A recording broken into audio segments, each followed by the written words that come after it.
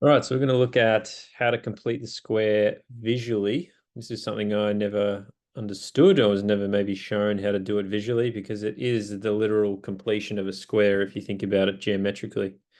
So let's jump into things. Imagine we've got an algebraic expression and it says x squared plus 2x plus 1.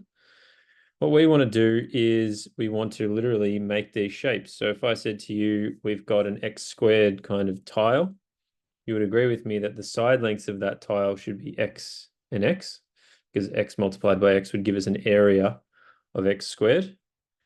And then this 2x that we've got going on here, we're actually going to break that up into two separate terms. We're going to break it up into positive x and positive x, and we're going to add that to the side of our tile. So x plus x would give us 2x. We're sort of, hopefully you're starting to see that we're completing a square or we're making a square. Okay, so then the question is, what needs to go down here? Well, hopefully you've realized that the answer is 1. So let me show you.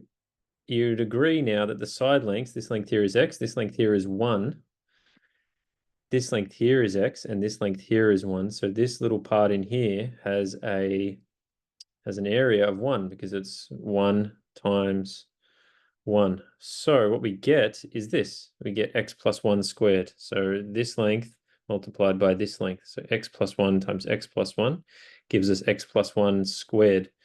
So we have completed the square. We've made it a square. And so this is the correct factorization of that quadratic expression that we have there. Now, what we need to do now is shift onto a trickier problem. So if we look at a slightly different expression, something like this, x squared plus 2x plus 3, we've got the same thing going on with the first two terms, but it's this last part that's not going to quite work. If I tried to put in a square of size 3 in there, it's not going to fit. It needs to be a 1, which is what we established earlier, right? So what we're going to do is we're going to put that, we're going to make it a 1. So we're going to say that, all right, this has to be a 1. Oops, it has to be a 1.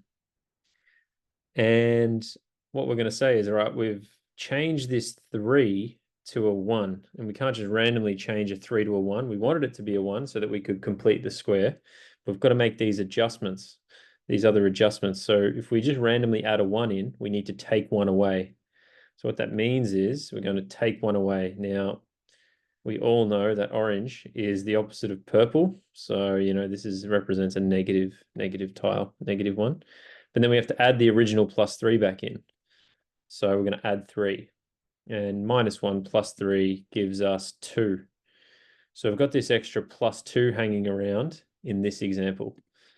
So what we get is this. We're just going to have the expression x plus 1 squared gives us all this area, plus this extra 2 that gets to come along for the ride. So this is this idea of completing the square.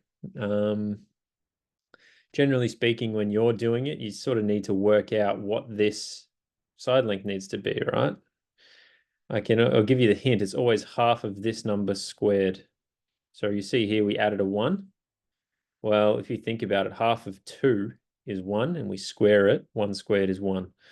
So the number that, the side length of this part here needs to be half of this number squared, half of the b value squared. So that's more, you'll get practice with that as you sort of complete these problems. But hopefully that gives you a visual understanding of what completing the square is.